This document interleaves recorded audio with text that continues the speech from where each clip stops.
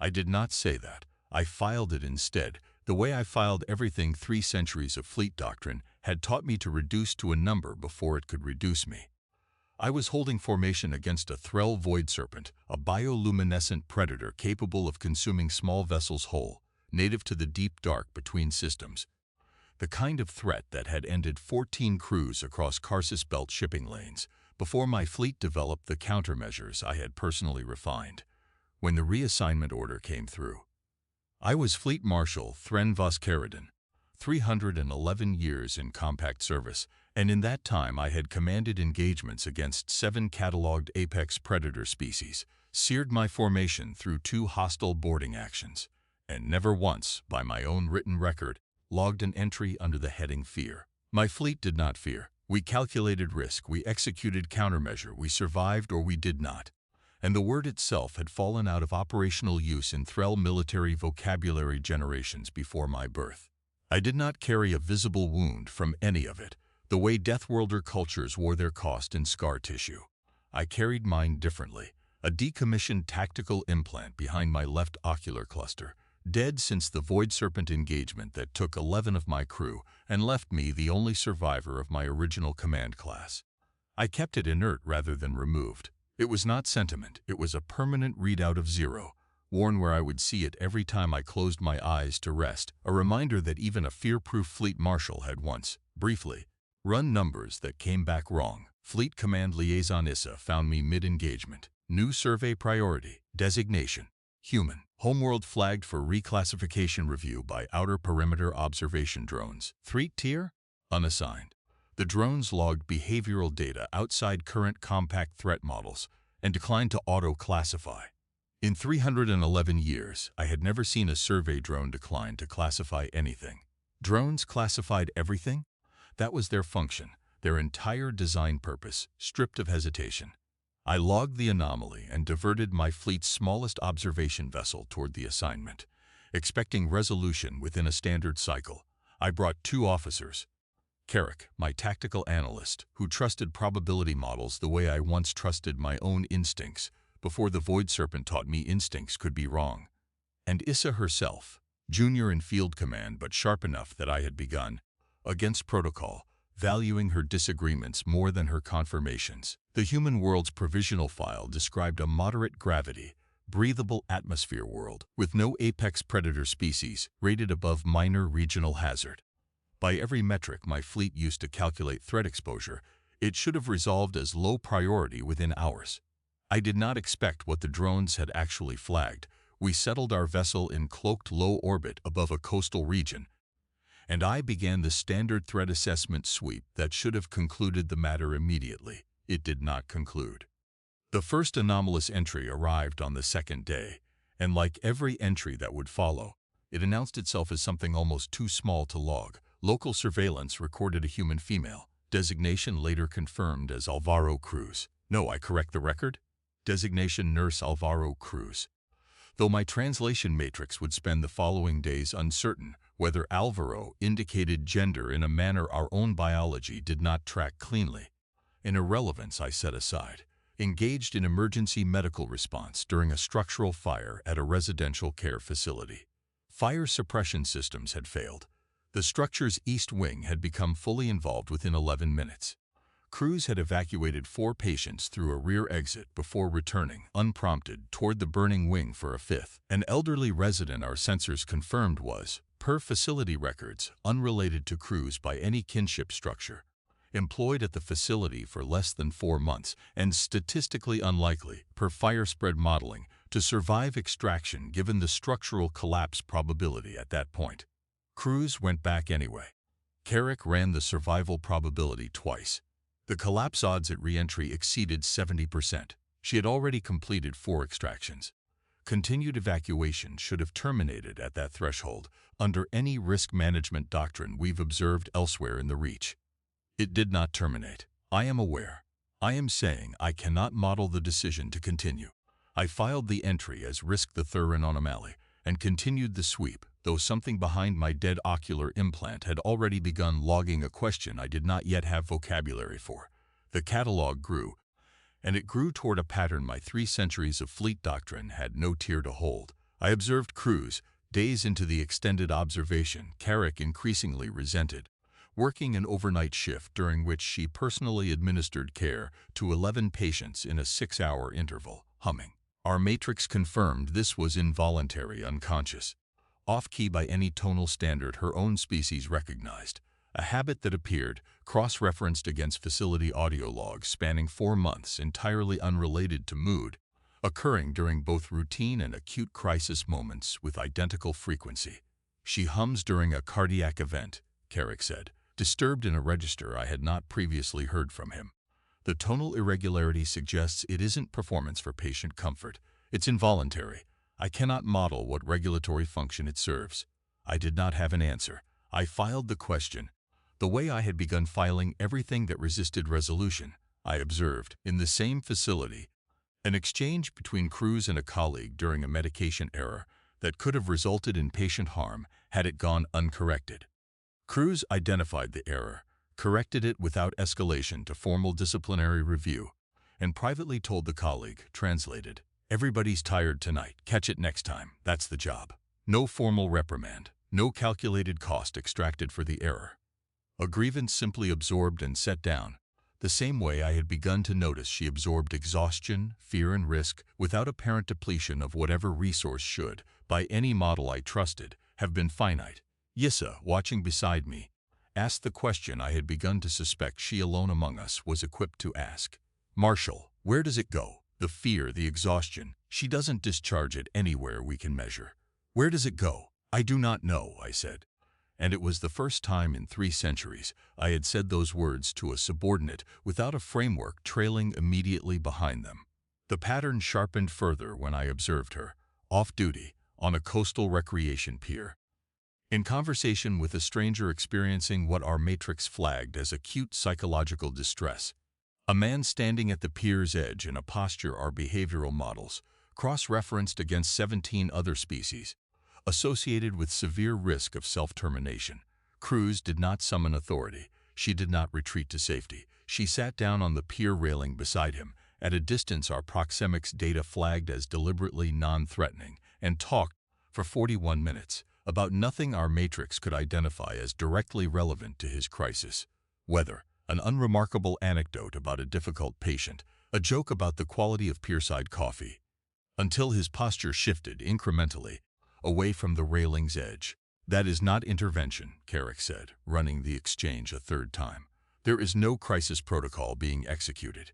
She is discussing coffee. She is giving him somewhere to stand that is not the edge," I said, and heard in my own translated voice a certainty I had not authorized myself to feel yet.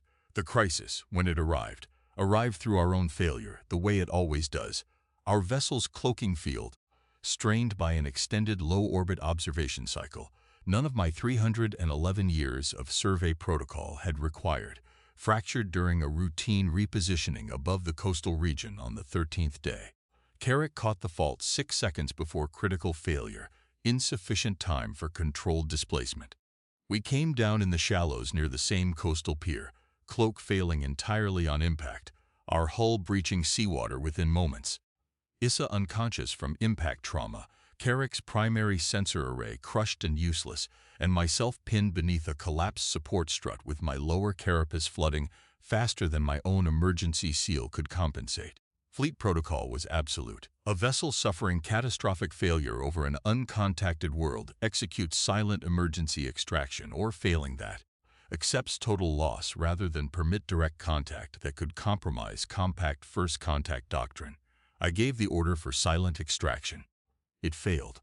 The same fracture that had breached our hull had corrupted the extraction beacon beyond field repair, and I was taking on water at a rate my own calculations gave me, at most, 6 minutes to survive unassisted. I do not fully understand, even now, what made me transmit an open distress beacon on an unencrypted frequency, in direct violation of 3 centuries of doctrine I had personally enforced against every species my fleet had surveyed since my commission began, rather than accept the loss silently as protocol demanded. I told the tribunal afterward that Issa's unconscious state made silent loss medically indefensible for her, and that was true. It was not the whole truth.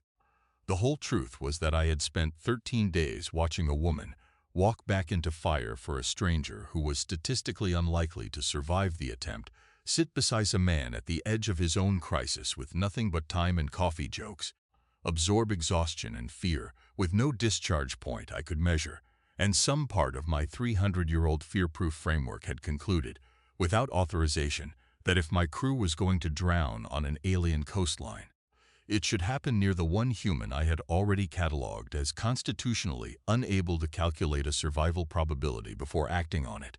Alvaro Cruz was 200 meters down the pier, off shift, when our impact struck. She did not run a threat assessment on what had crashed into the shallows. She was already in the water before her own colleague finished shouting a warning behind her. She reached Carrick first, least injured, most visible, thrashing weakly in the shallows, hauling him toward the pier's ladder with a physical strength our biology assumed her species should not sustain past the first 90 seconds of exertion. She got him secured, shouted something to a bystander our matrix rendered as, "Call someone, I don't care, just call," and went back into the water for Issa without pausing to confirm Carrick was stable, the same way she had gone back into a burning building for a patient who was not statistically likely to survive extraction. She found me last, pinned beneath the collapsed strut in water, rising past what would have been, on a human chest height. She did not hesitate at my physiology, the ocular cluster, the plating, the total absence of anything her species would recognize as a face. She got her shoulder under the strut and pushed, translated words coming in short bursts between effort. Okay, big guy, I've got you. Don't fight the water. Let me, there, I've got the angle." The strut gave. She hauled me clear with a grip that should not, by any tissue density model my fleet had ever run on her species, have held against my mass, and as she pulled me toward the ladder, she was humming the same involuntary, off-key fragment I had catalogued 11 days earlier during a cardiac emergency, entirely unrelated to any external stimulus I could identify, present now the same as it had been present then. It was in that moment, hauled from drowning by a nurse who could not, by any calculation, have expected to survive her own rescue attempt, that I understood my dead ocular implant had never meant what 3 centuries of fleet doctrine told me it meant. I had believed it meant I have run the numbers that come back wrong, and I carry the 0 so I never mistake fear for weakness again. Held against Alvaro Cruz's grip under my collapsed strut, held against a hum that meant nothing and everything, I understood the implant meant something far smaller. I had learned to survive fear by refusing to feel it. She had never refused. She simply did not let it decide anything for her. I did not say this to her. I filed it, because filing was the only vocabulary 3 centuries had given me for something this large, and even as she got Issa's unconscious form onto the pier deck and began first response protocols on a species she had never encountered before in her life, I catalogued the sensation the only way I knew how. Structural realignment. Category unresolved, severity, total. The review came 9 days later aboard the recovery vessel, under a tribunal convened by officers who had commanded fewer engagements than I had personally led in my first decade of service. Fleet Marshal Corin presided, which told me the severity before he spoke. "You transmitted an open distress signal in populated, uncontacted territory. You accepted direct rescue assistance and physical contact from local sentients, in violation of doctrine you personally authored and have enforced against 6 other candidate species. Do you dispute the record?" "I do not dispute the record." "Then justify your continued command on this transcript alone." I did not read from prepared documentation. 3 centuries of tactical language had given me precise vocabulary for threat, for countermeasure, for calculated loss, and none of it contained the argument I needed to make, so I built the case from the catalog instead. "Marshal Corin, I have commanded engagements against 7 apex predator species. I know exactly what fear does to a crew that has not learned to master it. The hesitation, the fracture in formation discipline, the collapse under sustained threat exposure. I have 13 days of continuous observation of a human who exhibits none of that fracture despite absorbing sustained risk at a frequency inconsistent with any species in compact survey records, who returns to fire for statistically doomed extractions, who sits beside strangers at the edge of their own crisis with nothing but patience, who pulled 3 unidentified alien crew from open water without a threat calculation of any kind. I do not have a classification tier for a species that experiences fear the way this world clearly does. Their pulse data confirms it, their cortisol markers confirm it, and acts through it anyway, every time, without exception, as though the fear itself were simply additional weather to work around. "You are describing courage," Corin said, and I noted his voice had lost the edge it opened with. "Not tactical doctrine. I am describing the only tactical doctrine that survived direct field testing against my own crew's mortality, Marshal. I am not asking this fleet to feel anything about that. I am asking it to explain, on the evidence, how a species that does this consistently is anything less than the single most combat-relevant psychological profile this compact has yet surveyed." The chamber held silent long enough that I believed I had achieved nothing. "Your command is suspended pending formal review," Corin said finally. "Not revoked. The classification is logged provisionally as priority reassessment, psychological profile anomalous. This fleet has never used that designation. It will require extended study before any marshal, present or future, closes this file." It was not vindication. It was a door left open rather than sealed, and I understood, filing the ruling, that it was more than my breach of doctrine had any right to earn me. I wrote my formal assessment across the following days in the technical language the fleet required. Engagement percentages, physiological stress response data, cross-referenced incident timestamps. Buried in the final appendix, where doctrine does not require sentiment and therefore will not scrutinize it, I wrote, "Subject Alvaro Cruz demonstrates sustained risk absorption under acute threat at a frequency and consistency inconsistent with every fear response model in compact survey records. I cannot certify this species as combat naive. I cannot certify the mechanism by which they sustain function under fear without our own 3 centuries of doctrine to explain it. I can certify only that a species which acts through fear rather than around it, consistently, cannot be filed as anything less than a priority reassessment of what this fleet considers courage to mean." The report moved up the chain to marshals who had never had their collapsed carapace pulled clear of rising water by hands that had no reason to expect success. I returned to limited duty once the inquiry closed without formal sanction, uncertain whether I had earned that mercy or simply been extended one I had not yet learned how to repay. I keep an unofficial file now, one no tribunal has requested. Passive surveillance confirms Alvaro Cruz is unchanged. She has continued, in the months since our contact, working the same overnight shifts, humming the same off-key fragment during both routine and crisis, still sitting with strangers at the edges of things no protocol requires her to sit beside. I do not know what the hum means. I have stopped needing to. I do not look at my dead ocular implant the way I once did. For 311 years it meant I have felt fear return the wrong number, and I carry the 0 so I never make that mistake again. I understand now it meant something smaller. I had learned to survive fear by refusing it entry. She had simply never needed the door closed at all. I do not know if I will encounter Alvaro Cruz again. My fleet has not authorized further contact, and I have not requested it, though the request remains drafted, unsent in the same file as everything else about this world I have not yet closed. If it comes to that, if some future crisis brings me into range of a species my own doctrine still cannot fully classify, I have already decided what I will do. I am simply waiting for the moment someone asks it of me.